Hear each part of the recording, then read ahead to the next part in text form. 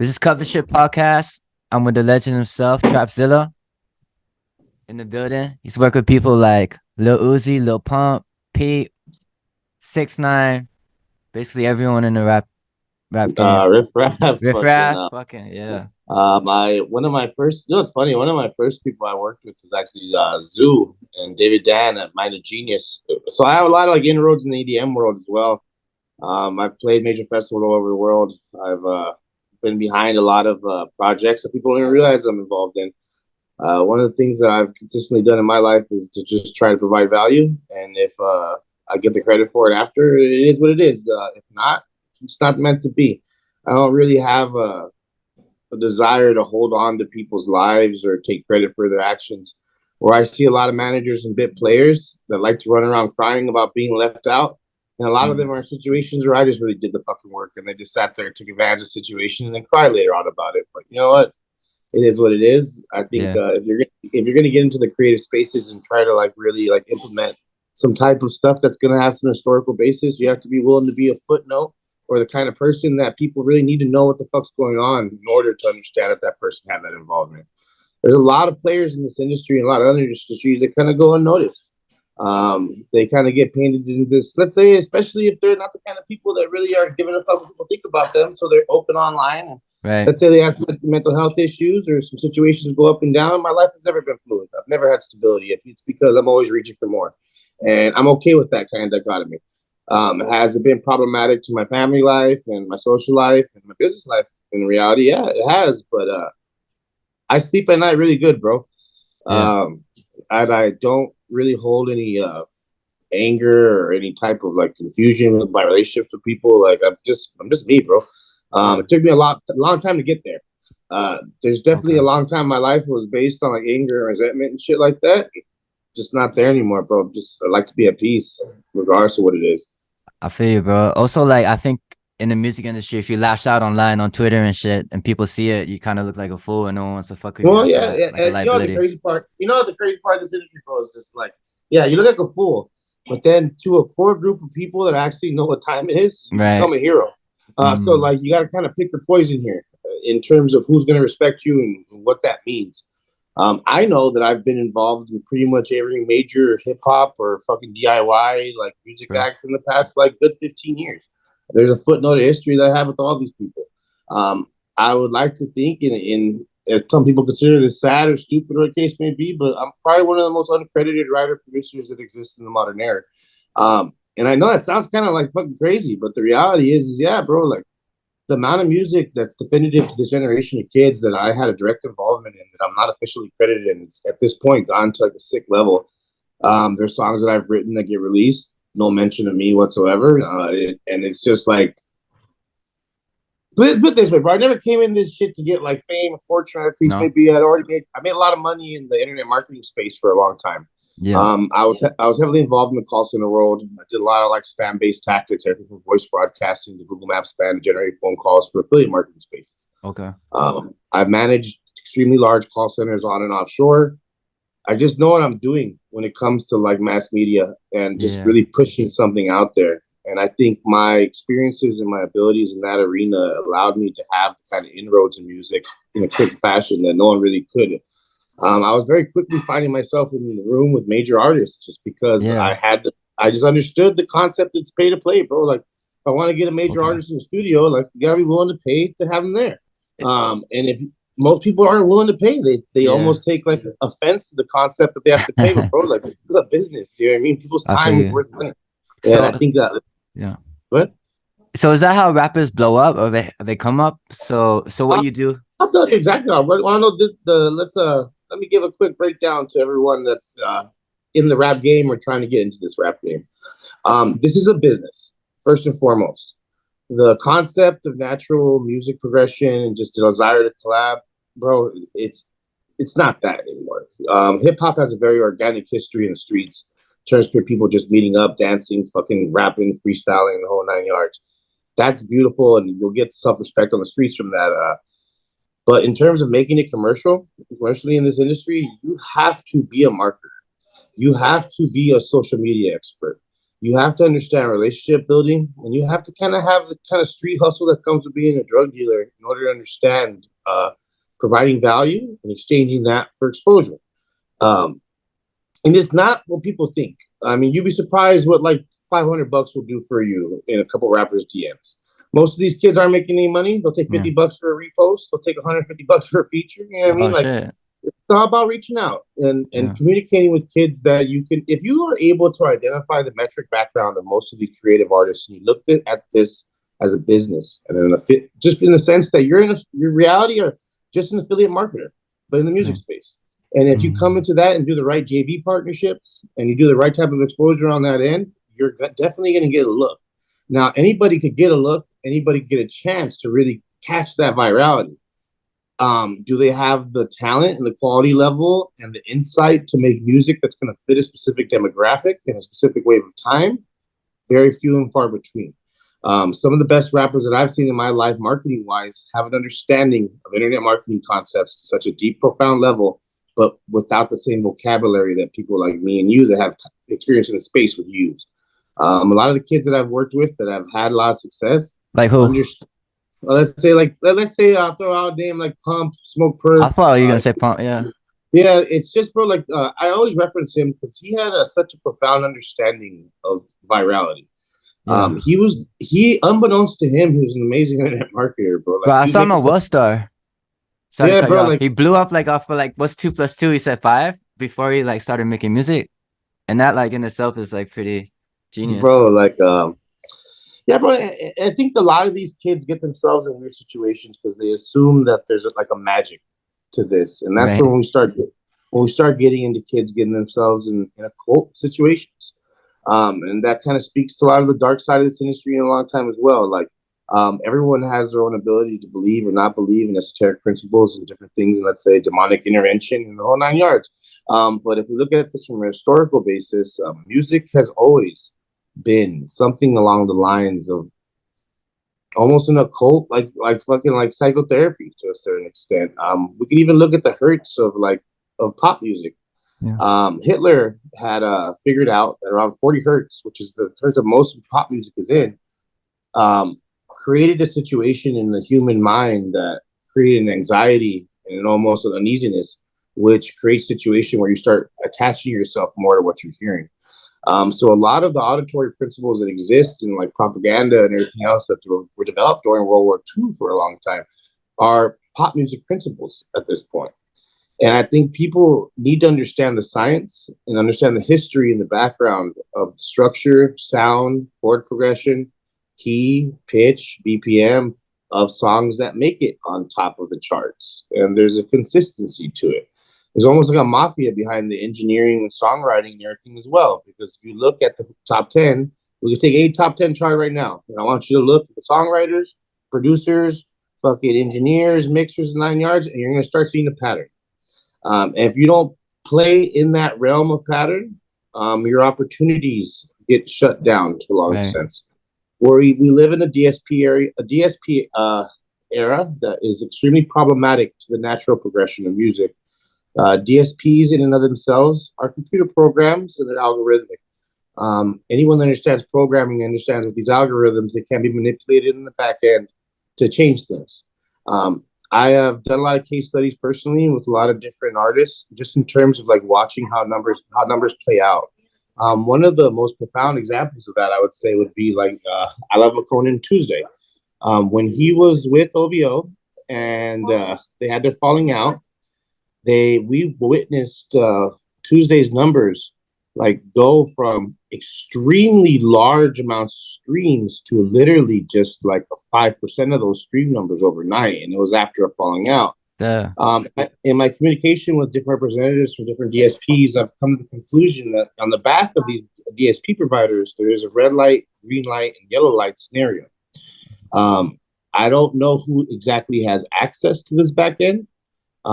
If you start seeing who's been purchasing pieces of these companies on a consistent basis, you'll notice that there's a consistency that it's these labels, it's Chinese companies like Tencent and everything like that are coming in and buying. But there's a back end there, bro, and that back end is a trip. There's a trip because I had a phone meeting with Undisclosed A&R at a major label, and I kind of approached him with the other thing. I'm like, bro, like, what the fuck is going on? Because like this doesn't make any sense at this point. He just told me, he's like, yeah, I understand. Like, if you want to be a major artist, you're gonna have to play in our systems. Right. You're gonna have to play along. You're gonna have to sign these deals, and you're gonna have to be consistent with it. And I was like, I'm like, what do you mean by being major? And he's like, well, if you want access to our playlist, if you want access to our shit, you're gonna have to be under deals right now. It's pretty crazy what's happened in the last couple of years in terms of recording contracts. Previously, we had a very good system. Most of the deals were like 80-20, 70-30, where the case may be. If they went to 50-50, it came with a lot of money up front and artist development abilities. At this point, most of the major labels have taken the stance that they want a 90-10 split on these deals. So the 90% goes to them. That's not to say that the artist is only going to end up with 10%. The artist needs to be smart enough to understand that the rest of these percentages are going to go to the songwriters, they're going to go to the mixers. And what was happening was most hip-hop major managers were buying out beats, so then they owned all the rights to that. They were paying for the mixing and mastering themselves cash, so then they got the points for that. So that it just became this thing where and this is what a lot of times too, is they would pay people out, not get any paperwork, and the label's trying to clear everything, and it's already out, and they're making money off it every year, and suddenly a lawsuit comes in, and there's no paperwork. So if I don't have any paperwork, I didn't pay anything, even if you have a check. Any money that's given without an actual proper paperwork for that kind of stuff, in reality, in the court of law is just a gift. And a lot of people have played smart on that end. There's been a lot of people that have been able to take advantage of music industry contracts at this point by just playing stupid. It's almost like it's beneficial for you to be a fucking asshole at this point than it is to be a good businessman. Right. Those days are done. But yeah, fun times to say the least. Yeah, man. I love this industry. I love everything about it. Yeah, I used to love it. It's still fluid, bro. Like the reality is that it's gender fluid. Well, bro, it's just well, yeah. One day it's a bitch, one day it's an asshole, one day it's just a consistency, bro. One day it's gay. A lot of weird shit going on these days with music. Oh, bro. You know what's crazy, bro? I think the amount of people that are homosexuals, whatever the case may be, in regards to that, like I don't have any issues with anybody's personal life. Man. I don't have any issues with anyone that has any of that kind of stuff. But you know what? When they hide it and they don't say anything about it, is when we get problematic situations. Right. Especially when you're working with the youth. So let's say you're a 40-year-old man, you're producing, or you're an A&R somewhere like that. You have a bunch of fucking like 16 to 18-year-old boys with you on a consistent basis, bro. Like, if you're not making it clear that you're gay, it creates situations where, you know, these dudes, like, they fall in love with these fools and all this kind of shit. Like, there's a lot of like shit like that. Yeah. Females have a very hard time in this industry as well because they get into these situations where they have a manager or whatever the case may be. They're 18 years old. They're working with a producer. And a lot of these producers have unlimited lines of people that are trying to work with them. So it becomes not even like it's not like a rape situation or anything like that, but it's more along the lines like, look, I can work with whoever the fuck I want to work with. You don't have money to pay me. Why would I spend my time on you? Like in other words, it becomes like a sexual negotiation to a large extent. Yeah. You know what I mean, and as dark as that sounds, it's a lot better than someone just fucking trying to rape you. They have the opportunity to leave the studio at that point if they want to. A lot of these people just are chasing their dreams so hardcore that they forget their own moral ethics and their own sense of pride. I feel like, isn't that like every famous person, they have to forget about their moral ethics to a certain extent? Like what's the craziest thing you've heard of in the music industry where like a woman or a man has done craziest sex act or story that you witnessed or heard about? Okay, I have. I'll be straight up with you. I've had situations when I've had writing camps for certain artists, and a certain songwriter female will come over, and let's say they just have experience with this industry to a dark level, and they come in and they're literally trying to perform sex acts to everybody in the fucking room to create rapport. Like, is that horrible? Like, is it a bad thing? Yeah, of course, bro. But like, this is the thing. A lot of these girls, like, they get that, they know that, and they take advantage of those situations, and they play the victim role right after. And I think a lot of the cancel culture that we've dealt with in the last couple of years involves people that used that to get advancements. Once they did these advancements and they felt like they were used, abused, or case may be, it's like you agreed to what you were doing. If you're not underage, if you're 18 plus, and you find yourself in a room with some dude or whatever the case may be, and there's no contractual obligations, there's no paperwork, nothing, you're just on a date, homegirl. I hate to say it, but that it is what it is. Damn. Yeah, it is what it is, and I think a lot of it's unfortunate the amount of major artistic females that really found themselves in grooming situations. I mean, I've encountered females. I've encountered females that are in like artist development deals with no money up front, with no concept of anything, being stripped from their home life and the whole 9 yards. And like, dude, like they almost like don't realize to the extent they're in like in a weird situation because they're chasing a dream. And as someone in the music industry, if you have any previous success in a studio, you could tell someone that I'll make your dreams come true. And at that point, anything goes. Once you sign up to that thought process, you know what I mean. There's a lot of very dark people in this world. Yeah. There's a lot of dark people. I think people confuse a lot of the dark occult shit with like people that actually believe in the dark occult shit. The reality is that most of the dark occult shit is used by people to put fear and control into them and their actions. I've seen people that have attempted like fucking occult ceremonies in studios, and I know they don't really believe what's going on, but they're creating this situation to fucking literally like put people in weird situations. And I've seen it over and over again. Oh shit. Yeah, it's a trip, bro. Like, now, is there a dark element to this music industry? Right. Yeah, but like it's not a secret to anybody anymore. Yeah. That's why, like when people say, like, "Oh, you're exposing secrets to the music industry." No. I'm not exposing shit. It's out there in the open, and if you open your eyes to it, you see it. What's up with the sacrificing shit, man? Like human sacrifices. Like ASAP Rocky talks about every time he drops an album, someone in his family dies. Gilly the Kid, like his son died and he blew up. He was crying when he signed the contract. Do you have to like kill someone before you blow up? What's going on with that? Well, let's look at it like this. To achieve position and control in any market, especially that's been around this long, there's a very finite amount of opportunity spaces here. And one artist can break and push through. And let's say there's been a lot of artists over the years that have camps of people behind them that are also rappers, or the case may be. Right. And I think when people die, there's a group of people that benefit from this in the industry. Is this something you could consider like a cold sacrifice and shit like that?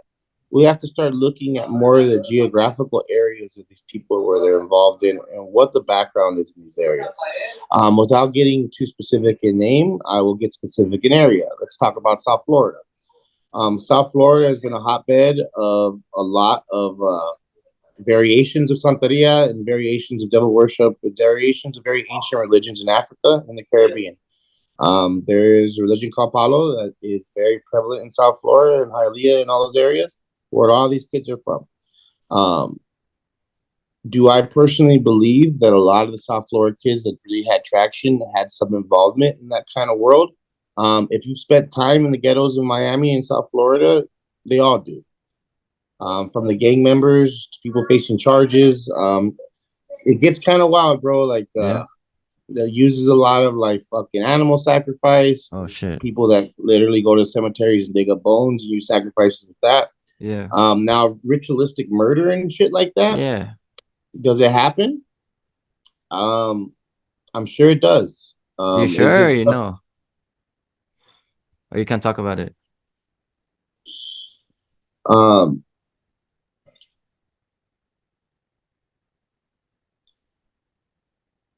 It becomes a situation, bro, where like how do I say this in the right way without this thing way off? Oh fuck. This shit's getting real. Yeah. Let me be realistic here. Yeah, bro. Yeah. And I think we could look at situations everywhere from like a lot of times it's not like, especially murders internally with camps, the sacrifices become not like occult based or like ritualistic.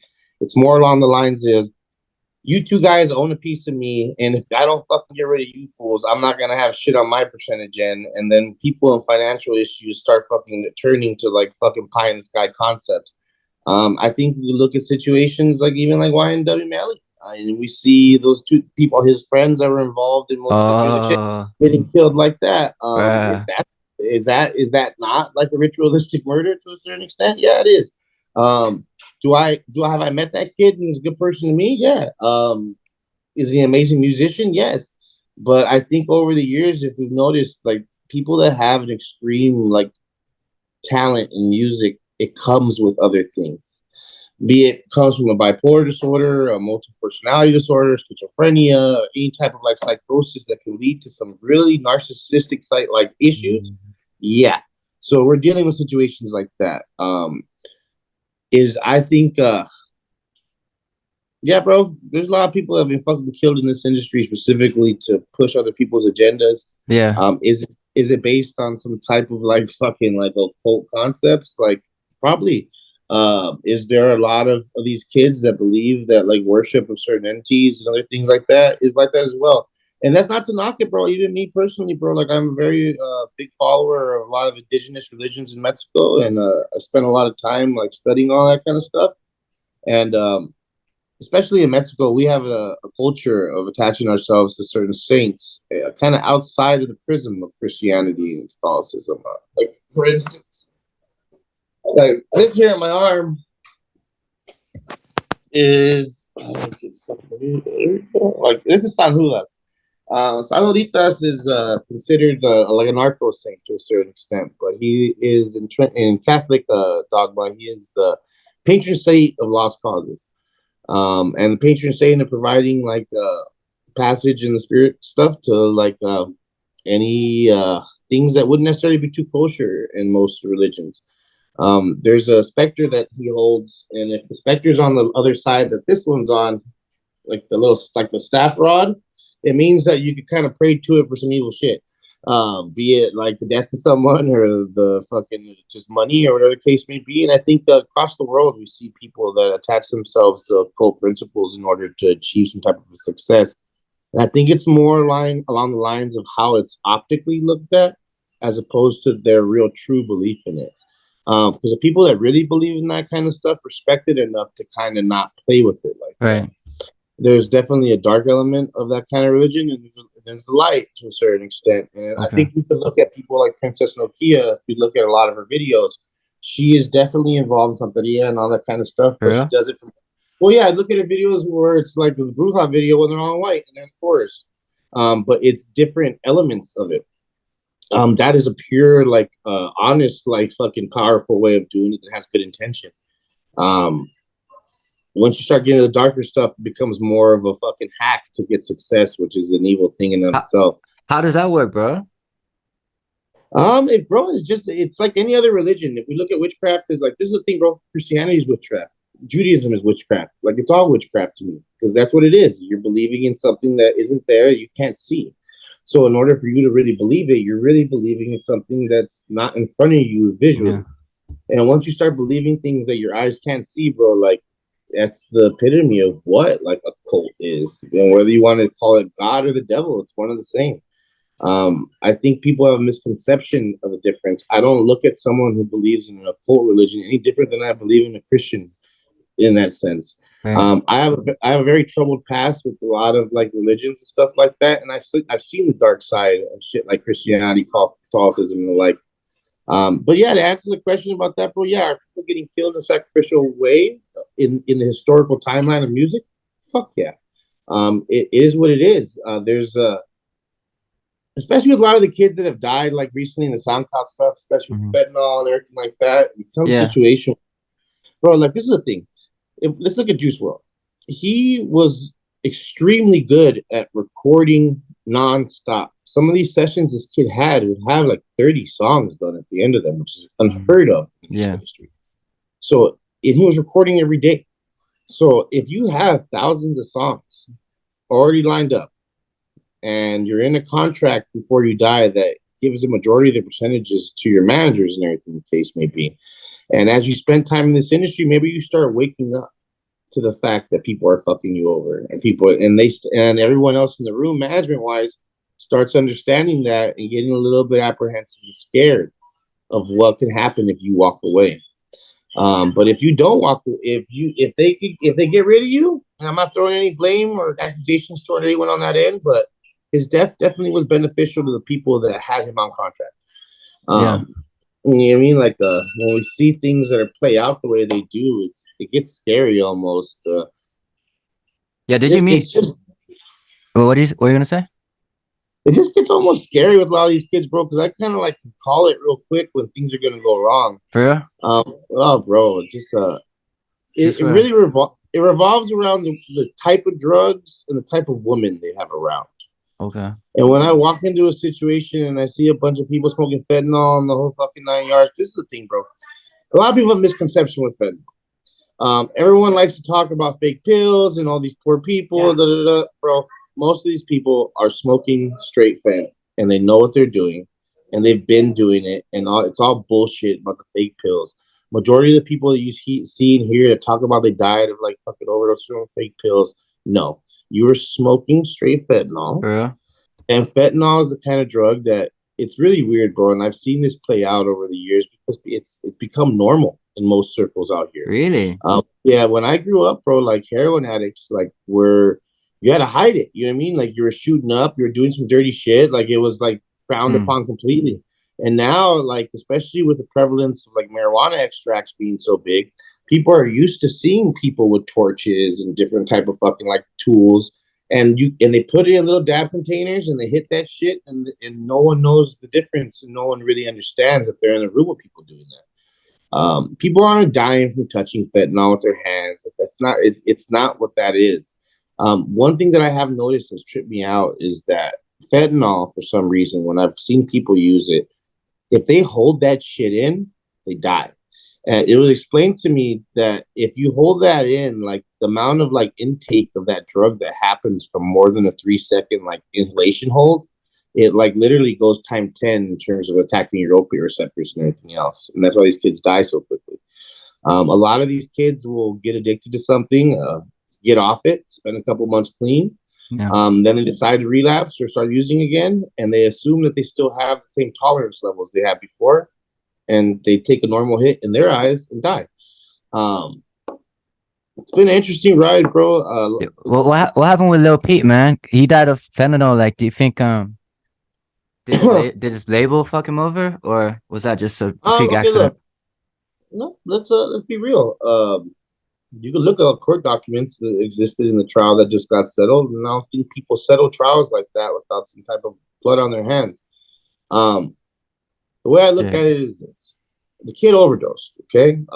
Whether it be on fake pills or smoking that shit himself, which I know for a fact that these kids were at one point. Oh, fuck. Were they abusing other drugs through the entirety of the trip? This is the thing, bro. Your body is a vessel that can get destroyed by different things. So if you're up on, let's say you have the capabilities to take fentanyl and being okay, it's just how you get high, right? But if you've been up for 3 days on cocaine and you've been hitting ketamine for fucking a month, 2 months straight previous to that, your body is not ready to to stay up like that and then take a large amount of fucking fentanyl and survive. Yeah. Peep's body, when the actual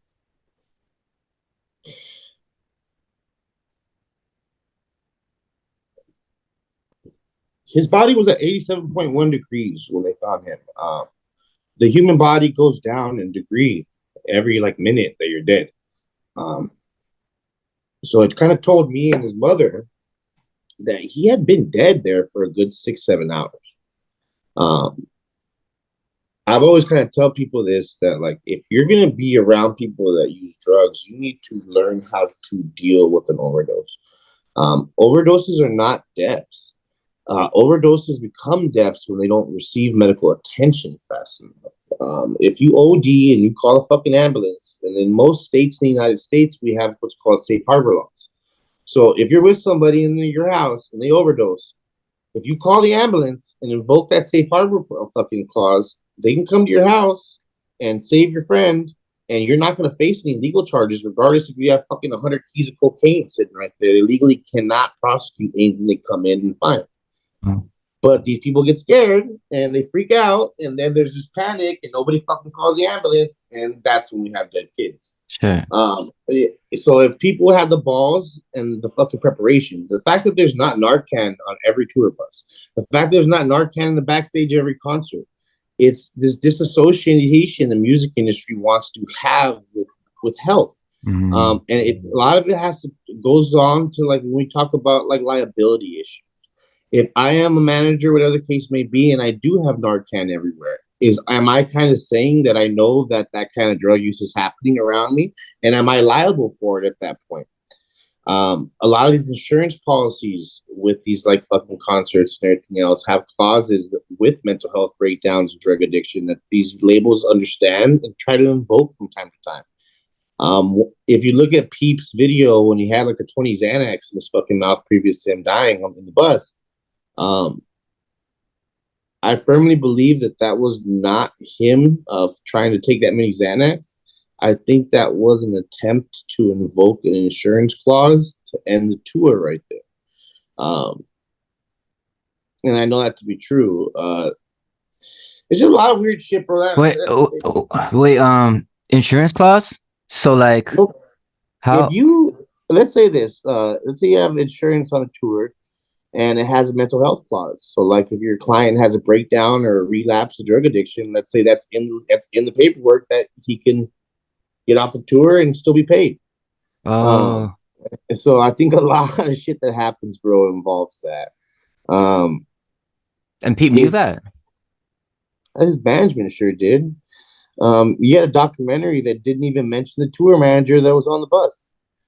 His bus was stopped in the Canadian border, and his tour manager was found with a large amount of ketamine, and somehow got released shortly after and returns to tour directly after. So people wanted to get out.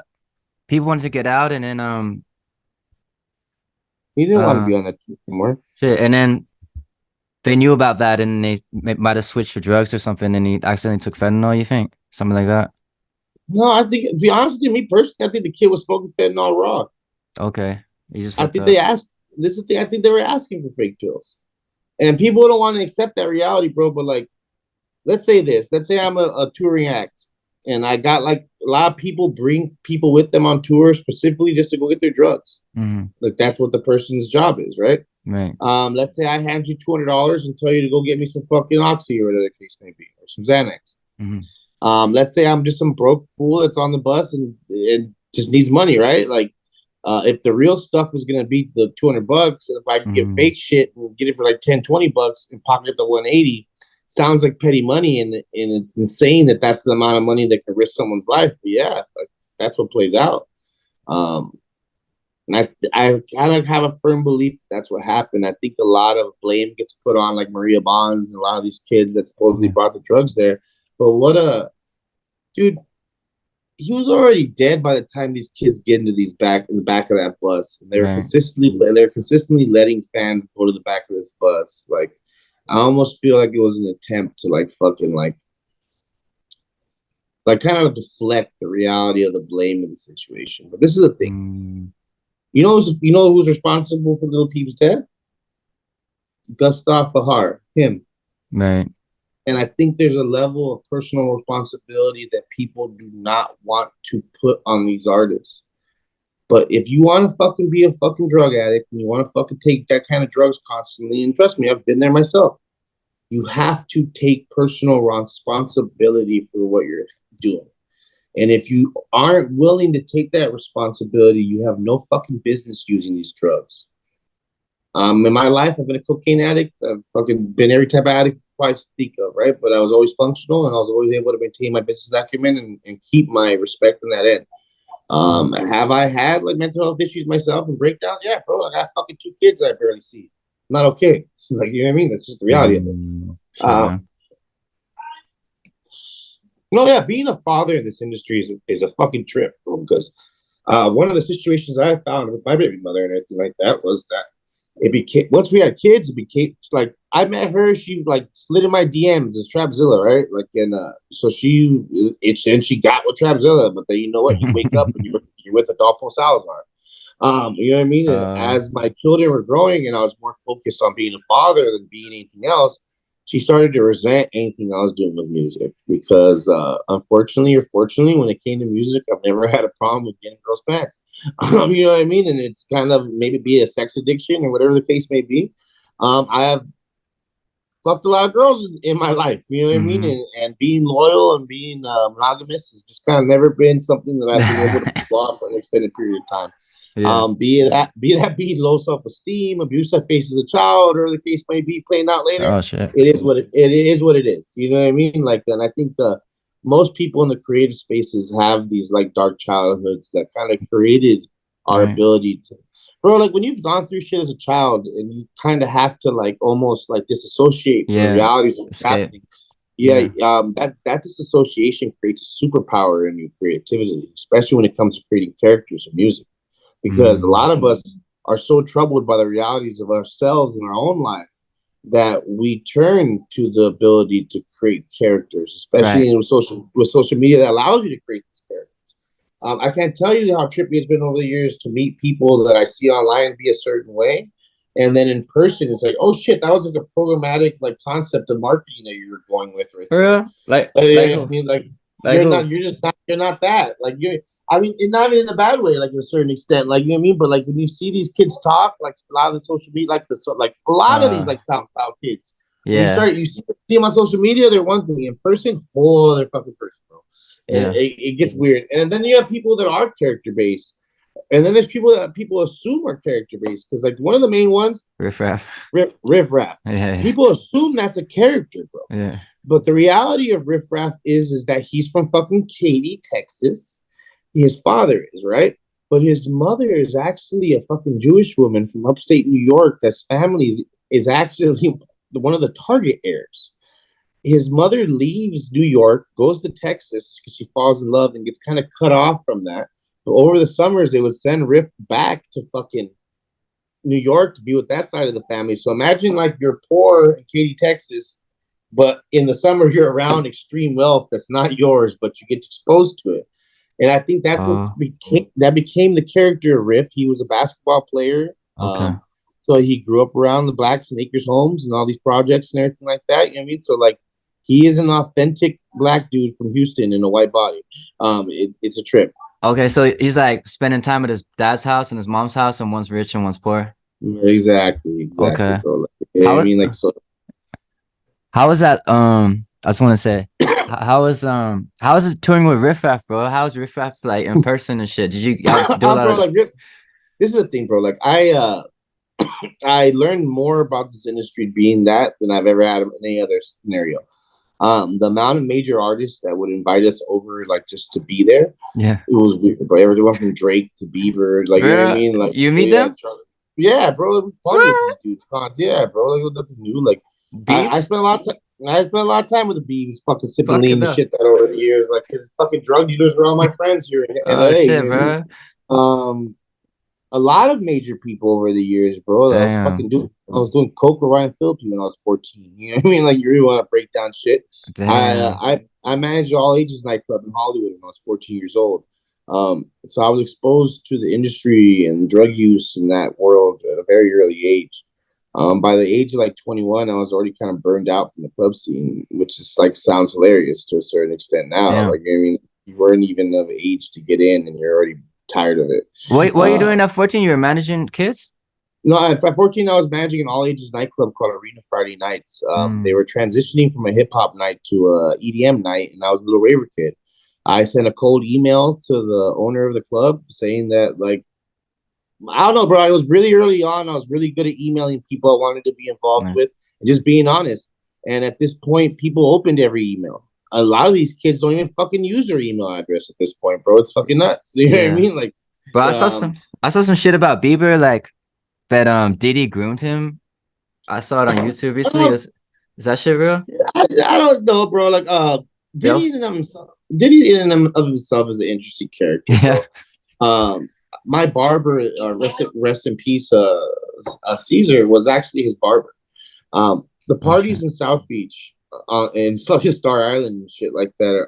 If you speak to anybody in Miami or any of the industry that's been in this, it's no secret the amount of like weird sexual shit going on there, the amount of extreme drug use, the whole 9 yards. It's no secret. Yeah. Like there is no secret there. It's out in the open. It's just no one's kind of speaks on it because of the constant repercussions. And I think when we see that there was $1 million hit put on Tupac, and we're finally seeing people get arrested, Yeah. and the person that got arrested consistently said that like Diddy offered $1 million, but Damn. didn't pay it out. But didn't pay it out at the end, right?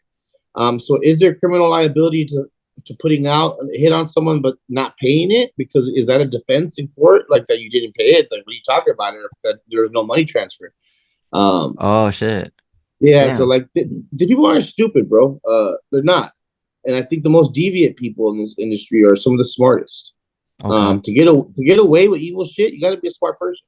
Oh wow. You know what I mean? Like, and they're not stupid, bro. Like, and there's always somebody that's a fall guy. There's always a certain level of like disconnect from that to that. Yeah. A lot of my experiences with major artists, before you even get into the rooms with them, they take your cell phone, they make you sign NDAs. And, you know what I mean? Like, Yeah. bro. Like, I've been in parties where like you're not bringing your cell phone, bro, and they're gonna check, and like Bruh. they have cell phone scramblers inside these places as well. Like, Really? but bro, it's not that hard technology, bro. Go to a spy shop any part of the country, you get a cell phone scrambler right there under the table, and Damn. with like 60 feet of you, there will be no cell phone transmissions. Oh wow. I was involved in a lot of like the higher end like drug dealing in terms of large amounts of weight. One of my precautionary measures that I personally took was to have a cell phone scrambler at my location, because I believe that anybody that came in to rob, or whatever the case may be, would have to send some type of message to the people outside that were coming in next that it was clear. Wow. The cell phone scrambler like changed that concept a lot. A lot of times I would keep a security guard in a car outside of the location, and then like literally like call them and be like, "Oh, you down the block? Okay, yeah, they're in here. It's all good." Creating that air confusion is what creates the protection. I think they even use that in a lot of other situations. When we speak about grooming in the music industry, that's not a secret. You know what I mean? Like, but then let's define grooming here. Let's say you're 18, you have some talent, and I come up to you with some opportunity, be it just to record or learn or whatever the case may be. Diddy was But like not 18 yet though, I think. He was like 17 or some shit. I saw this video with Diddy. But you can't talk about that or what? I don't give a fuck, to be honest with you. These motherfuckers don't scare me, I'll tell you that much. I mean, but I've been around people that worked in these production camps and like worked with all these people, and like I just know what time it is. I think I have had issues a lot of times in this industry because they understand that I will not play along. I will not like sell my morality short. I will not like sell my morals and ethics to any price point that exists. What they try to get you to do some weird shit. In terms of like Up. manipulating, in terms of not to be so specific, but in terms of manipulating young artists and signing shitty deals and everything like that, yeah, I've definitely been approached and offered large amounts of money to do that, because these kids trust me and love me, and they see that I will fuck with them regardless if they're popular or not. It's been a while, bro. I've just been in the Forrest Gump of so many fucking situations over the years. You know what I mean? Just in the background. But this point now, bro, like my focus is just on developing young talent in a non-predatory way. My end goal in this industry is to kind of end the bullshit and create like a record label, artist development platform that is a non-profit based platform. Nice. And I think a lot of people don't understand one concept, and I would love for this to be something that will come out of this interview and take an artist and have them do some research to understand things in a proper level. Publishing rights and all that money that's in there, there's more revenue streams internally with music than people are privy to. If we look back around the early 1900s, I think 1930 or so, you start seeing when all the publishing houses and all these like the BMI, ASCAP, or everything, when they get created, it's to collect royalties from like strip clubs, nightclubs, bars, restaurants. You have to pay a fee in order to play music like that. But this is the reality. Around $500 million every year go unclaimed in publishing money. So that money is all these independent artists, or case may be, that don't understand publishing, don't understand claiming their rights. Congress passed a law, I think it was like 4 or 5 years ago, that was supposed to answer this question and do it right. But I think there's a simple fix here. When you're uploading music to DistroKid or TuneCore, or the case may be, why isn't the publishing rights already something that's implemented on the upload of music? They allow it to exist in this secondhand system that people don't know about in order to do that. The reality is that $500 million in what's called Blackbox Royalties every year is distributed to the top 1% of streaming artists. So the top 1% of streaming artists receive a check of a portion of that 500 million, depending on where they are in the streaming numbers. So go look at a fucking list of let's say the top 100. Every single one of those motherfuckers is receiving a check for everyone that's not claiming the publisher. The fact that we don't have funding for music school programs, the fact that the labels don't have money supposedly for artist development and all kind of like back in the day, bro, if you were a talented musician, they would sign you to a development deal, put you through professional training, vocal, fucking production, whatever the case may be, and turn you into that kind of artist. Now, bro, come here, give me the music. Is it done? Put it up. Let's see if it does anything. If it does, then we'll talk more. Oh, okay. There's no promotion. There's no fucking anything. When people tell me, "Oh yeah, I signed a distribution deal," okay, time out. What are they gonna do? Well, they're gonna distribute it. Okay, what do you mean distribute it? Well, they're gonna put it on all the DSP. Okay, that's fine. Now, how people are gonna find your music? Mm-hmm. You know what I mean? You have to understand playlisting. You have to understand going viral. You have to understand JVs. They have to take principles from the affiliate marketing industry and apply it to music in order for them to actually have success. Okay. And I think some of the best artists over the years understand that, and they've done it very well. If we look at people like Rich the Kid and Soulja Boy have been extremely good at attaching themselves to young artists that are on the bubble up. And now that we have so much data that exists because everything's moved to digital, now I could see from a data perspective exactly who's on the rise. I can forecast where they're going with that. And I can identify who most young artists, when their first single kind of actually pops off and they're not signed or case maybe, send them a DM. They'll probably charge you like 200 fucking bucks for a verse. Right. 20 bucks for a repost. And if they're bubbling, now all of a sudden your music's in front of all these A&Rs, the case may be. Is there money there in that little world? Yeah, but it's a job now. Mm-hmm. It isn't they're funding your business. You're part of this machine now. A lot of these labels have gone real smart, and over the last couple of years, we've seen a lot of these label services companies coming off from these labels, everywhere from Warner to Virgin to Universal. They have these label service arms. And what they're doing is just creating different entities inside of their companies in order to fucking bill and invoice internally. So let's say I'm your manager, but I also own the publishing company. I also own the fucking assistant company. I also own this fucking company. I own a fucking mixing mastering company. I do production. So now I'm not only your manager. Now I'm gonna get the percentage for your production. I'm gonna get the percentage from your publicist. I'm gonna get the percentage from your lawyer.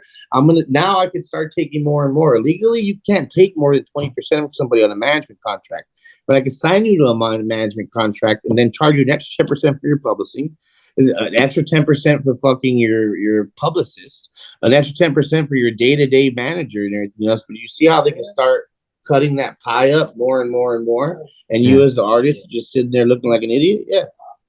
So how do you see if someone's bubbling or coming up? Like, there must be like a certain amount of plays or something? Well, yeah, look at the viral charts to a certain extent. Start analyzing TikTok and everything else. Those numbers are very easy to identify. Okay. And then there's even like major like TikTok people that like get paid to post certain things. And when you're able to identify who's taking that money, you can start identifying where you can put that money. Okay. You know what I mean? That's the reality of it. Yeah. I think people need to learn to be students of this game as a marketing level just as much they need to be students of this game as a music level. Because at this point, music, what is music? It's a product that's tailored to a very specific demographic.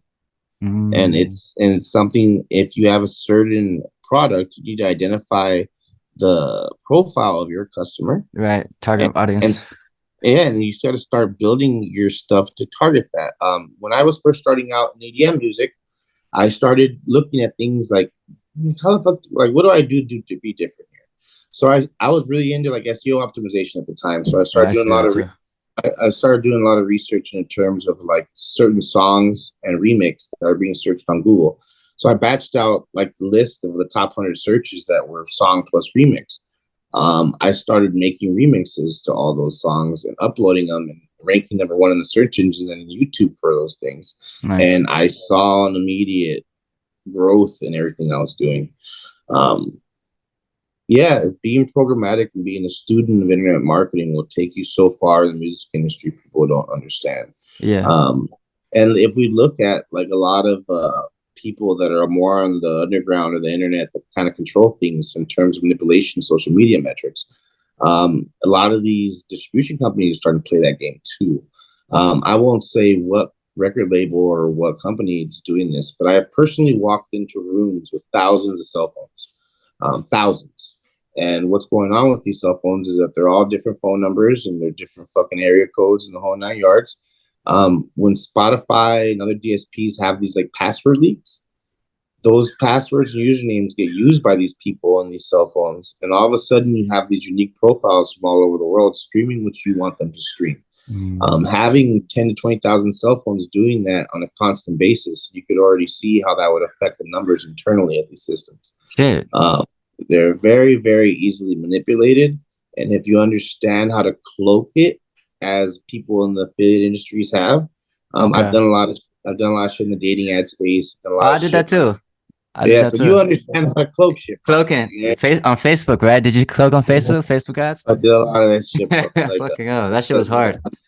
Yeah, they banned me a lot. Yeah, bro. Like I was really big in a lot of like internet marketing forums over the year. I think from Black Hat World. Black Hat, yeah, bro. Like, and I think the people that come from that little world, are like my family. Gang. Yeah, I mean, like I'm part of that gang more than I am anything else. A lot of those people have moved into the crypto spaces and stuff like that, and that's kind of where it exists now. You know, same motherfuckers. Like you're talking about like split testing and like ad placements and shit like that, right? Yeah. Traffic is traffic, bro, and if you know how to navigate that traffic in a specific demographic that's performing well, do it and do it hard. Yeah.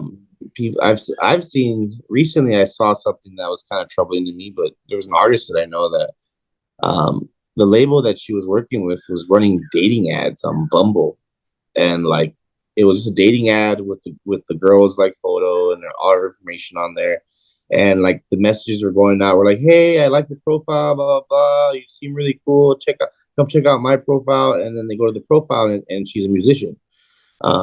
And as you see how the target trafficking will go there when a young, good-looking musician is all of a sudden your DM saying, "What's up?" Damn. If you're a dude on a dating app, which usually means that you're fucking on a good one, you're fucking at a hard dick trying to find some shit, right?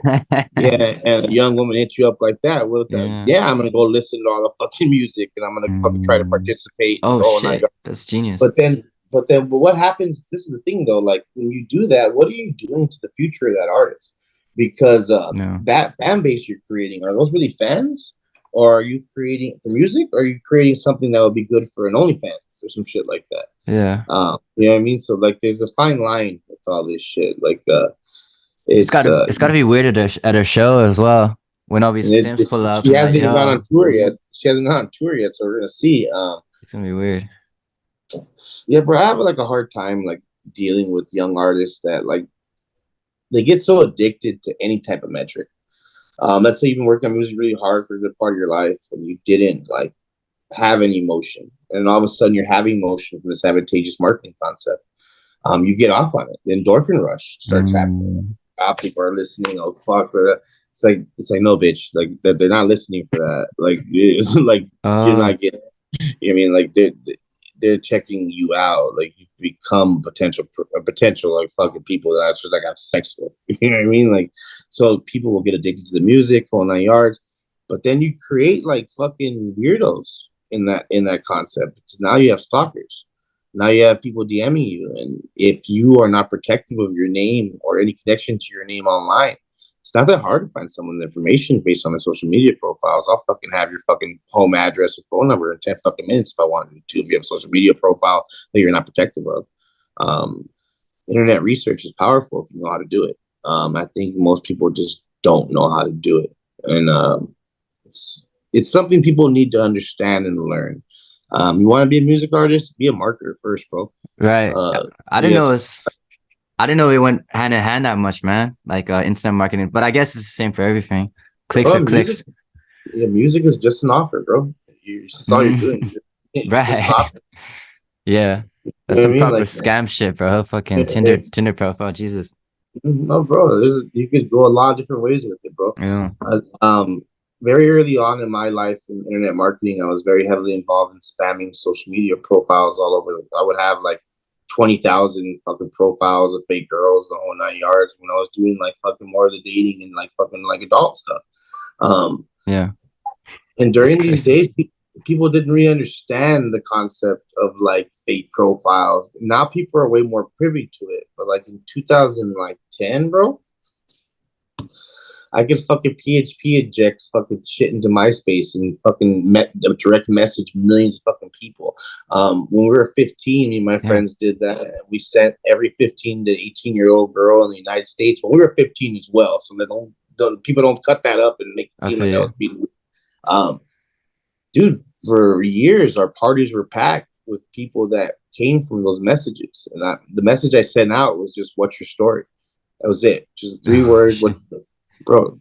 You do that to a million people, the kind Oh. of messaging that comes back, it's like people are lonely out there, bro, and don't get asked questions like how they're doing or what's their story and shit like that. And I think some of the best artists that have been good marketing wise have connected with their fan bases online, going on live, talking about their mental health issues, helping their fan bases kind of get through that. People are looking for mentors. They're not necessarily looking so much for artists at this point. You know what I mean? They want someone to attach themselves to. They Yeah. want they want someone that is like them and can be part of their lives and really acts like they care. You know what I mean? And do they care? And do they give a shit? Some of them do. Some of them don't. And some people just figured out that's a good marketing tactic, to say the least, bro. Like, and I think we're not in a purist form anymore, bro. Yeah. To make music back in the day, there was a ceiling. You had to have enough money for equipment. You had enough money for this. Had to have some professional training. Now, Fruity Loops and all these other fucking like DAWs that exist, bro. Like, you're not learning how to produce music. You're learning how to use a computer program, and you're learning to manipulate that program. And most of these kids are using templates and fucking splice files, the whole 9 yards. A lot of major artists just buy beats from people and rename them. You know what I mean? Like, it's most major producers. I mean, a lot of them have been caught in situations where they think they're insulated from it, but I don't want to say the exact band, but like there's a major band in the, let's say like goth rap or whatever the case may be, and so they're one of the larger ones. But I started looking into like Russian beat like fucking stores, and I started looking for specific like words that I had noticed in certain things, and I started searching, and I found that a lot of like major artists are just buying beats from international kids through these platforms and releasing it as their own music. Oh shit. And then in the EDM world, bro, like I spent a lot of time with Diplo, I spent a lot of time with Carnage, I spent a lot of time with a lot of these major acts, and all of them had these ghost producers. Yeah. All of them. Yeah. They had groups of them. So like we have a whole generation of producers that created these sounds that are kind of like generifying and bounce back and forth from that kind of stuff. Okay. That historically will never have any respect or anything because their names on anything. Internally in the industry, do we all know that these people were involved? Yeah, of course. Do they are at this point financially well off or anything the case may be? I know people that have had #1 singles, bro, got $5,000 buyout on the beat. Yeah. And it's just the short shit, bro. If you don't have $1 in your pocket, bro, and someone offers you $5,000, Yeah. did you get fucked over or did you get help? Right. And I think that, you know what I mean, because at first it was not a promise that was going to go anywhere. Yeah. And if someone's willing to put up 5,000 for you, you know what I mean, it is what it is. But when those songs blow up and they do get big, that's when people get pissed off and start acting like they got fucked over. Yeah. But it's like, bro, you made that beat in 2 hours. Right. We gave you $5,000 cash for 2 hours. Yes. Give Stop me complaining, bro. find me a job that's gonna pay me $2,500 an Right. hour, and I'll work a 9 to fucking 10 if you want me to, bro. Because they did like the marketing and the build up a brand image and fucking all that Yeah, shit, and you just made yeah, the bro. beat. Like, chill out. Well, yeah, and then make the beat, and then a lot of people get pissed off at the songwriters. You know what I mean? Well, I wrote that song, and da da da da. But like, yeah, you wrote it, but where is it? Where was it gonna go after that? Like, Right, exactly. Well, it's the same with because you're talking about Diplo as ghost producers. I know that, but like, is it the he same? knows that. Like, yeah, like with Drake or whatever. Like with rappers, he finds an artist and then shelves them and makes them write shit. Is this the same? Does it work the same with rappers? Fuck yeah, most of these dudes don't write their own shit. Most of them. Um, when you see an artist that is like really big and like, let's say, just raw hip hop, and then all of a sudden you hear them singing in a melodic way. Yeah, Yeah, of course, yeah. yeah, bro. No, like, But and what's it's not. go for it? It's just, bro, like these dudes, like,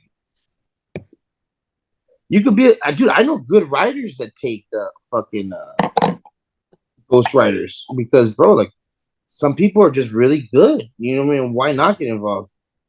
But you know 6ix9ine, right? You guys met Yes. when he was That, younger. Yeah. more than that, Daddy was a good friend of mine at one point. How old was he? Like, was that before he blew up? Oh yeah. I've known Daniel since he first started fucking with Scum Gang with the Zillakami and all them. I had a back and forth with Zillakami very early on in his career because he had tweeted something about "I'm the only Zilla," blah blah blah. I was like, Oh I hit shit. him, and I hit him No up. I'm like, bro, you know how long I've been using this fucking name? I'm like, um, way. but no, we became good friends on that end. And then when Daniel came to Los Angeles the first time, we met up. And then when he came again afterwards, when he was already kind of bubbling, he came to my house. We recorded a bunch of songs as well. I got about like 6 tracks of his in the pocket. Oh, bro, you need to show But me, Daniel man. didn't. But Daniel didn't write his own music at all either. Yeah, Trife Zillakami. Drew. Okay. No, Trife Drew wrote Mm. everything. Um, and they don't really like discuss it or talk about it, but like, one time when he was recording at my house, I noticed that on his phone, Trife is sitting over here and Daniel's like over here recording, and Trife is on his phone texting. And I'm noticing that as Daniel's recording, he's looking at his phone and then looking over, and then it's like, bro, like, I don't care. Like, why are you guys Bro, doing I see what's this? going on. Yeah, bro. Like, Stop back. this is a thing, bro. I've always been very protective and very like biased when it comes to kids that I know come from low socioeconomic backgrounds, that come from minority backgrounds here in the United States.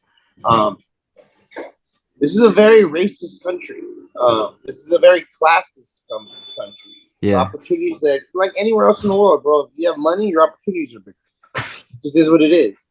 I can't tell you how many kids I've encountered over the years that are just the children of rich people that want to get into this industry.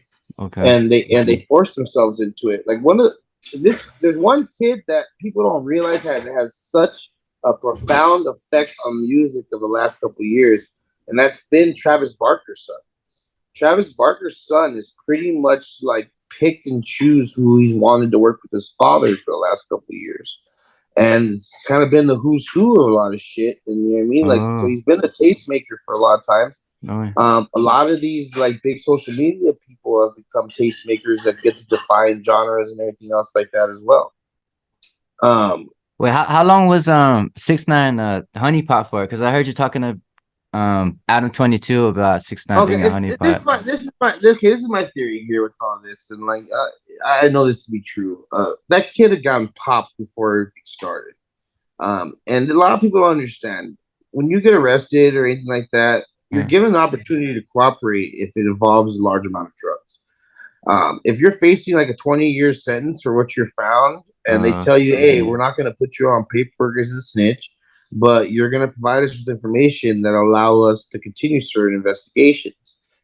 I think it's pretty obvious now at this point that that's kind of what was going on to a large extent. And I think his motivations to cooperate had a lot to do with the fact that those dudes were fucking his baby mama. kidnapping him, attempting to kill him in the whole 9 yards. So when people start using that whole concept, they snitch in the whole 9 yards. Let's have someone fuck the shit out of your baby mother, take all your fucking money, kidnap you, and then you're supposed to go to court and fucking like back these dudes up. I don't know like what world these people live in. My ethics and loyalty begin and end with your ethics and loyalty. You know what I mean? Yeah. Like I can't do something for you, you're not gonna do it for me. I feel you know what I mean? Yeah. And would these people have taken the rap on that end? Hell no. Because he got busted with heroin or something, right? Mm-hmm. And I think the reality is here is in over the course of history, especially in New York, the NYPD knows that these rap groups are funded by local gangs. A lot of these rappers become the figureheads of their local hoods, whatever the case may be. And they also know that those are the kind of people that are very afraid to lose their ability to fucking do things in a certain extent. We look historically, 50 Cent, Jim Jones, these people have been informants. People have snitched. Oh, you look it up. It's there, bro. Like all these dudes talk. But I think Wait, go for it. I think people like kind of just don't understand the level of cooperation that happens with law enforcement with any mass media protocol. If we look at propaganda concepts historically, bro, like the radio, TV, and everything else have always been the infection point of propaganda. Is there a benefit to the prison industrial complex here in the United States that depends on young Black and other colored men to go to jail on a consistent basis to keep police, the jail system, the probation system, the fucking rehabilitation systems in point? And if they're not constantly getting new people into these systems, they fall and they're not funded, and then no one makes money. That's why they don't get face tats and shit, right? As well. That's why they promote that, so they don't get jobs and then people get locked up. Well, you know, I think there's latent and then there's just obvious reasons, right? Right. But like, yeah, you know what I mean? Like, does that have that effect at the end of the day? Yeah, bro, it does.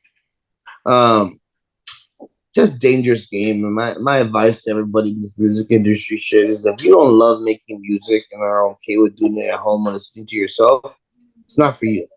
If you're here to do business and you want to make yourself rich, like you got this shit fucked up. I had a conversation with the producer that I managed yesterday because, bro, like this kid is a great producer, makes amazing beats, but you ask him who his favorite artist is, there is no answer. Who's your favorite producer? I don't know any other producers. I'm like, bro, like, where, like, do you like this music shit? Like, or are you a fan of this at all? Because you're like scaring me how little.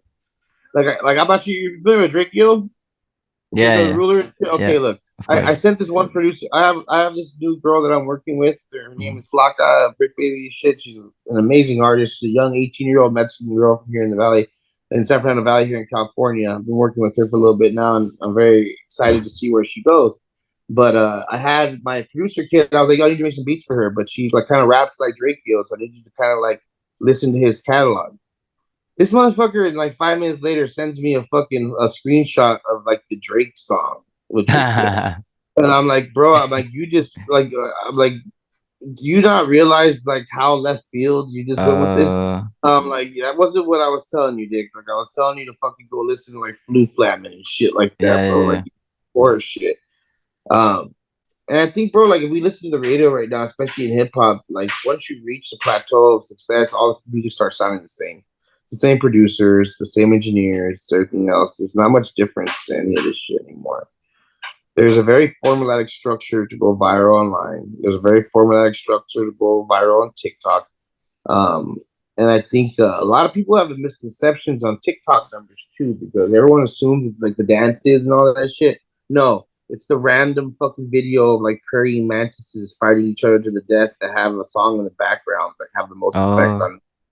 That's the key. Yeah, everyone's so fucking heavily focused on these little dances and shit like that. Well, that's a fucking smoke and mirrors, because the way those numbers really get popped up is like with like a UFC fighter posting a knockout video with your song in the background. You want to get some plays? Go find Mm. random TikTok accounts that have millions and millions of plays, but don't really have any meaning but a funny video. Message that fucking person. Offer him free music to put up there, or whatever the case may be. And then your fucking numbers are about to explode on TikTok. And like these labels, they're looking at that more than anything else. So when they get that batched out file of the top 10, 15 songs that are trending on TikTok, Oh, you're getting targeted at that point. so hit up. Understand metrics, Yeah. understand marketing. Go to forums like Black Cat World. Inundate and completely immerse yourself in internet marketing concepts. Treat your music as a product and an offer that you can put out there on a consistent basis. Use programmatic marketing and display advertising, video ads. One of the ways that I got really big at first with the EDM stuff was I literally made a video of just clips of like fucking these raves I was playing, and then I targeted all my competition in the genre and the trap style genre on YouTube. So any video that you're watching on YouTube of somebody that made similar music to me, in the beginning of it, you would get my ad on YouTube with 30 seconds you're forced to listen to of my song. A lot of times what would happen is that people wouldn't even realize they were listening to another song and would just let the song continue to play to the end and completely not understanding that they did not get the song they asked for. You know what I mean? So like, there's a lot of ways to do this. You know what I mean? Like if anybody has further questions or shit like that, like so you put a different name on a song? No. If you're doing YouTube video ads, you target specific videos, right? So like let's say I'm a hip hop act and I'm gonna target all of like Drake or the Rulers videos on YouTube. Now I can put a 30-second video ad in front of that shit, and everyone that's going to these things is looking for the Drake Yo thing, right? But what if the artist is similar to Drake Yo and is gonna appeal to that demographic? That's kind of an easy way to start targeting shit like that, bro. Is by finding people that you look for fan bases that you want attached to yours, and start learning how to get your music and imagery in front of those people. I think people really need to start being more in tune with marketing if they want to be artists. You don't get to just be a musician anymore. It doesn't work that way. You have to be a marketer first and foremost. You have to be a sharp negotiator, and you have to be a fucking tech wizard at this point to really. I can look at you in the eye and say, "Yeah, you're gonna make it." And if you don't understand those concepts and you have no desire to, good luck, because even if you do make it, you're gonna end up with some deal that you don't know how to manipulate. When record labels offer you $100,000 budget for your videos and like say $100,000 of studio time. Yeah, you can go spend that money on that, but why don't you just set up a home studio with a fraction of that money, invoice yourself to the labels, collect that money, have videos. Let's say you got $50,000 budget, film that shit on your iPhone and do it for fucking free, and put that $50,000 in your pocket. A lot of people don't understand how to do that. A lot of recording studios are very good at helping people do that, where they have budgets with these majors and they'll like triple charge what it is, and then they'll split that extra money with the artist. So like, if you want to make money in this shit, like you gotta get a little bit shady. That's why drug dealers do so well in the music industry. It's a very similar concept. Hip hop artists in general are very good at that. When I was selling a lot of marijuana, most of my clients came from my tour Riff Raff in small cities in the United States and Midwest. Because who throws a mid-level hip hop concert in like Tulsa, Oklahoma? It's gonna be a fucking drug dealer every time, right? Consistently. When I went to Australia on a 16-city tour, I swear to God to you, every single promoter was trying to get me to ship them cocaine to Australia. And I would just be like, "Are you guys fucking nuts? Like, I'm good, bro. Like, you don't understand, mate. It's fucking like $5,000 an ounce, mate. You gotta understand." Like, and dude, it is because Australia doesn't have ports like that.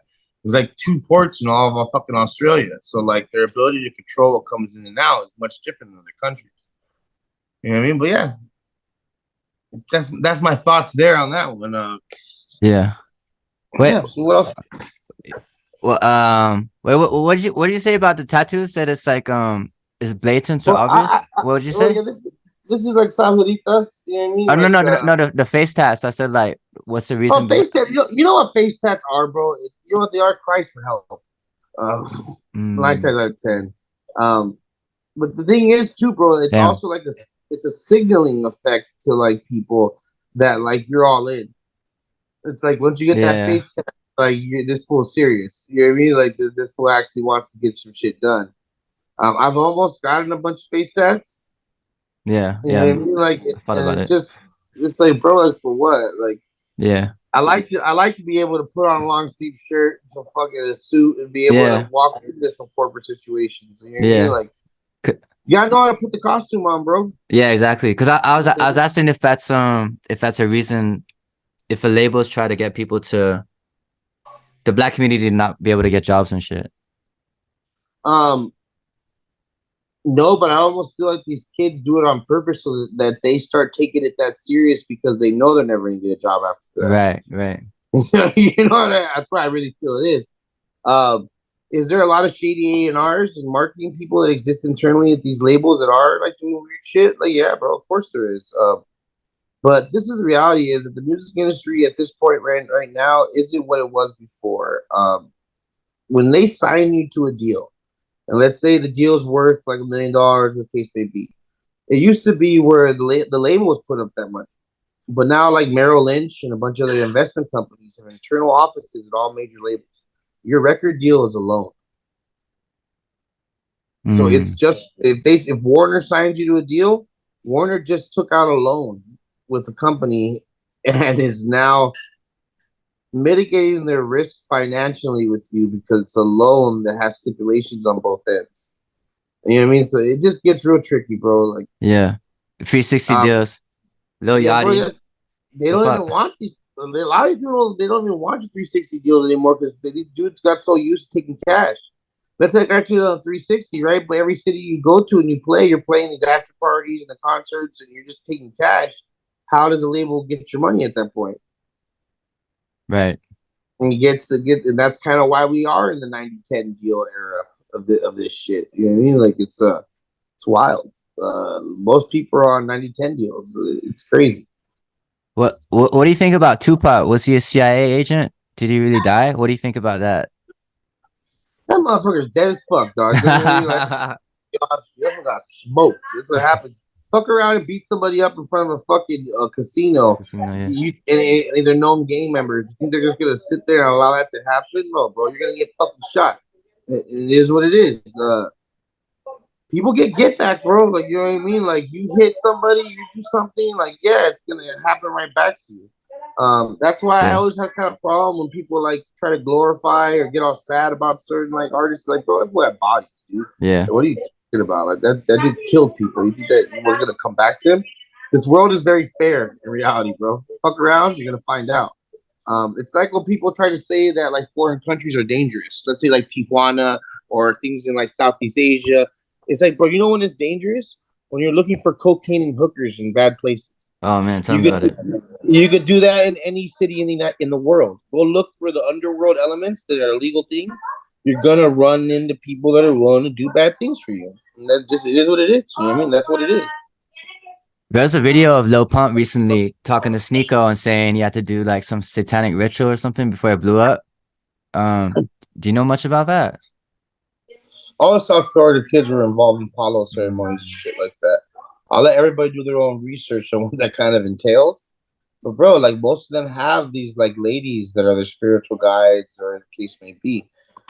There's a very deep Haitian, indigenous, like African influence to most of these children in these areas. Getting involved with like Santeria and shit like that, Palo, or the case may be, is common to them. It's not like anything out of the ordinary. A lot of dudes that like commit murders or facing murder charges, or the case may be, get deep into that as well. It's it's up to someone's personal belief system on whether like that's real or not. And I think the more belief you have for that kind of stuff, the more real it gets. Right. I personally have such like a strong belief in like certain things that like I just don't play with certain stuff. Mm. Like when I see things being done outside of that prism, I just know there's always a trade-off, bro. Like when people say sell your soul or whatever, like all you're doing is selling your future. You know what I mean? And like there's a saying in like Egyptian culture that like there's 2 times when a person dies: when you physically die, and then the last time someone on earth says your name. And when you die in such a traumatic fashion in the music industry, did you just kind of become eternal? Because people are going to be talking about you for the rest of history. Oh. Like, you know what I mean? Like, Oh shit. so yeah, so like you gotta understand that some people are looking at it like that and are come from troubling backgrounds and lives they don't want to continue to live anymore. So if they could die at this pinnacle of success, they will live forever in that sense. Everyone has their own perspective of the afterlife, what happens after we die. And as an artist, you continue to exist in this dimension because you're consistently being talked about. Oh. Um, Peep still like Peep's ass, bro. Like had a lot of weird situations, like just where it's like, is this fucker like here or like you know what I mean? Like it's just like there's a lot of weird shit, bro. Like it's kind of tested my sanity. What So a what lot of times. what did you see, bro? It's like weird shit, bro. Like fucking like a hand print on the wall that reminds me of his hand. Like weird shit, bro. Like it could all be coincidence. You know what I mean? Like and I hold that, but like some things have just been like the reason I sold my house where everybody was kicking it at for so long, bro. Is like I would have like these situations where lights would go off randomly and go back on, like just like really weird shit, bro. Like I was just like, you know what? Like I'm out, dog. Like, I'm good. Um, but that's not me believing in it. It's just me like seeing something happening and me not wanting to be around it. My house caught on fire the day before I fucking closed escrow on it. You know what I mean? An unexplained fire in the backyard. No one Before knows you about what? that. Before you what? Right before when my house was about to close escrow, which was when it was getting sold. Yeah. Literally the day before that night, there was like an electrical fire in the back house, and it went on fire. Um, I got investigated for arson and everything Damn. else The fuck? because my insurance policy was still active, so I did receive more money than I normally would have had selling the house. So like I went to investigation there, got cleared, whatever. You know what I mean? I didn't light my house on fire. How I lit on fire, who fucking knows? You know what I mean? It's still a question for me today. Damn. Yeah, but it's just sometimes, bro. You gotta get out. You gotta move away from like your childhood homes and everything else. I made the mistake coming back and buying my childhood home when my mother died. Damn. Sometimes it's just time. Sometimes you gotta just move on from locations, bro. Yeah. You seem to travel a lot yourself. Yeah, bro. Yeah, I think when you come up, it's hard to. You don't want to stay in bad areas and shit. You Like don't want to stay around the crabs. people that, yeah, bro, because they don't want you to come up like a Yeah. motherfucker. Like especially here in the United States for Latin artists, for Mexican artists, for basically in the rap industry, they all hate each other. Right. Collaboration amongst them is very minimal. Like with Riff Raff, he would get so offended if he would like compare it to another white rapper. Like he's Yeah. like, no, bro, like I'm a fucking rapper. I'm not a white rapper. I am a fucking rapper. And you can either embrace your cultural identity or you can run from it. It's up to you, right? What? How did Riff Raff become like such a character that he is? Like, did he have like some fucked up? I don't know. Like, I think he's interesting. He has like. He was an ecstasy dealer in Houston for a long time. Mhm. He also painted cars, played basketball, was immersed in these cultures. Freestyling in Houston is like something that's extremely important. You there? Yeah. Yeah. Okay, good. Yeah, Yeah. yeah. I'm here, bro. Freestyle, just the freestyle culture from Swisher House was something that really grabbed on.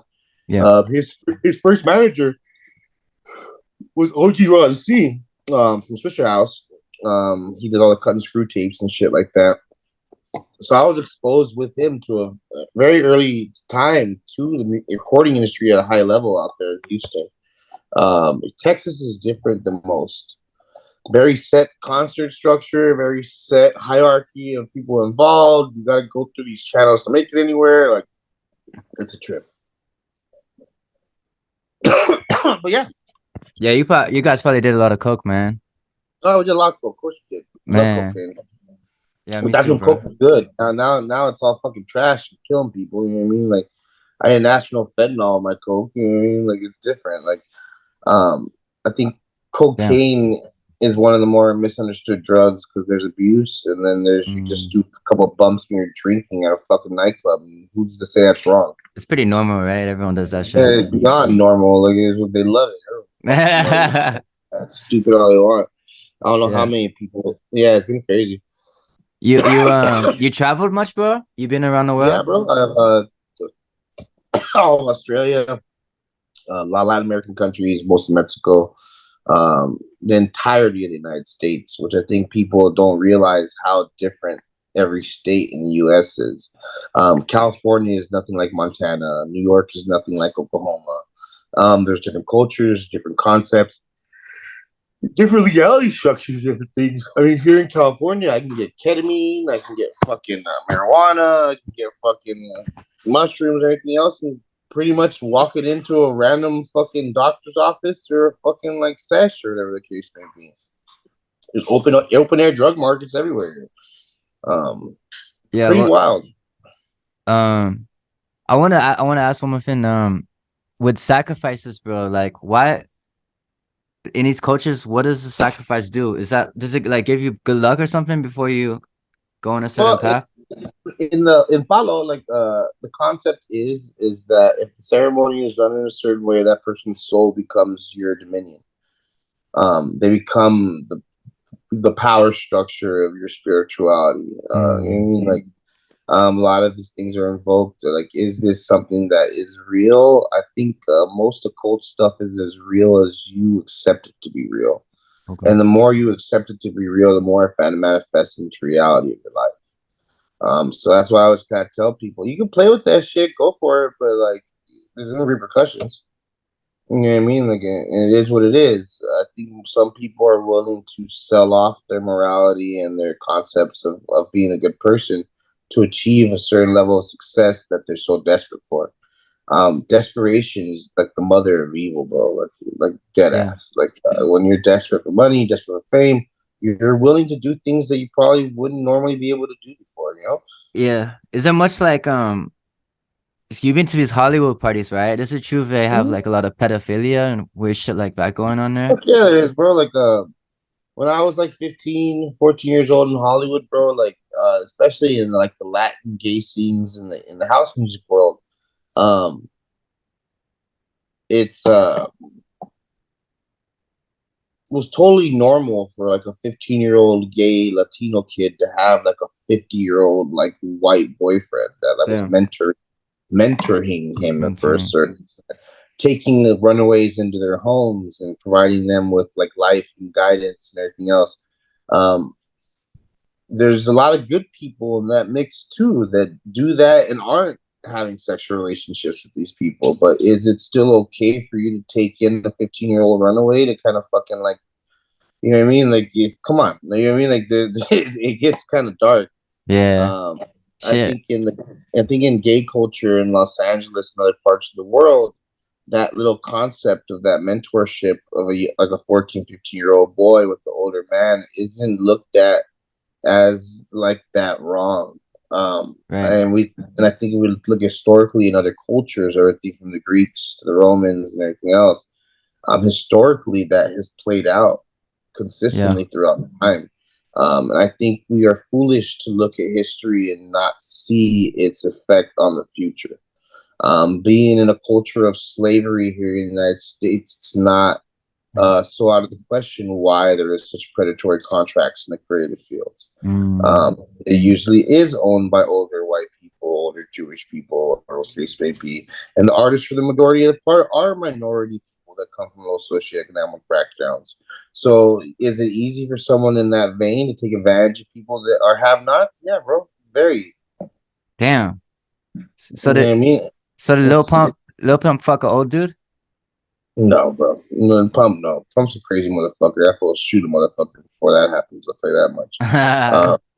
Yeah, no, that kid's with the business, bro. I'll tell you that much. Like, it's up to him to tell stories of his past. But that kid, bro, that kid's with it, bro. Like, he's one of the non-fake ones of that bunch. Oh, yeah? He seems like a cool guy.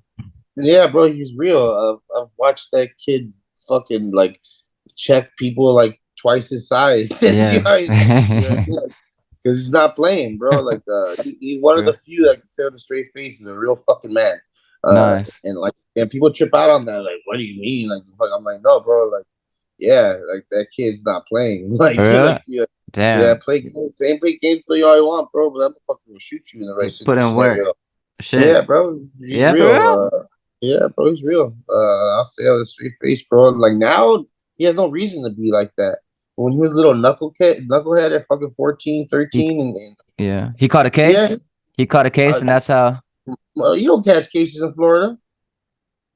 People die every day in Florida. In Atlanta too. It's different, bro. Like, yeah, bro, people get shot. You know what I mean? But people are afraid.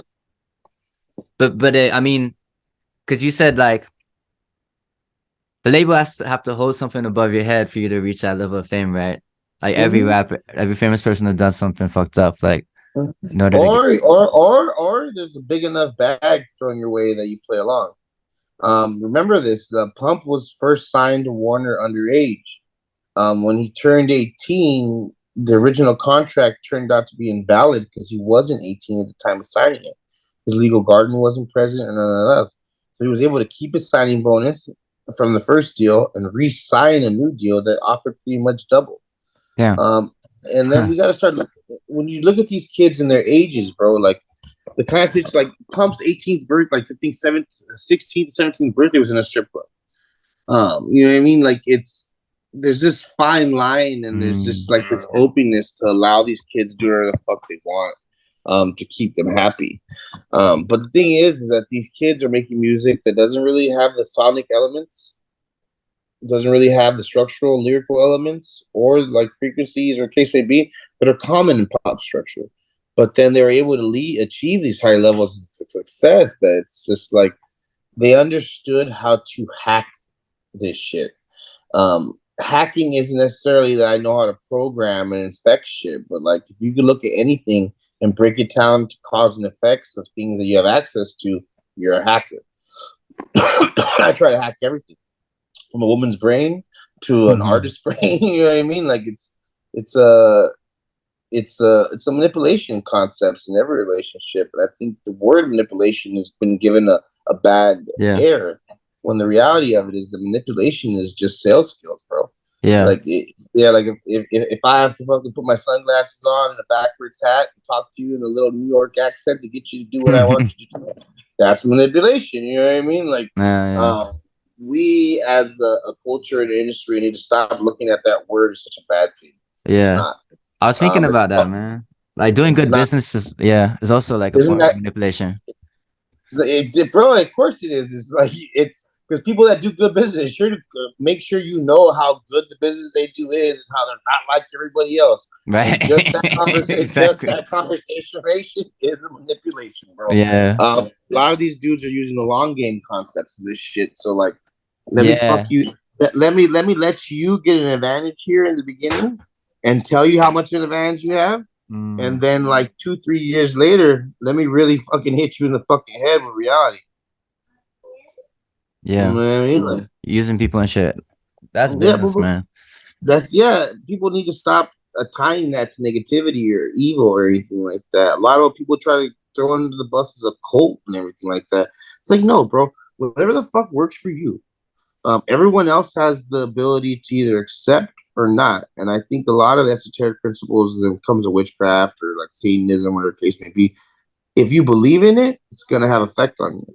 If you have no belief in it and you stay consistent with a lack of belief, it has no effect on you.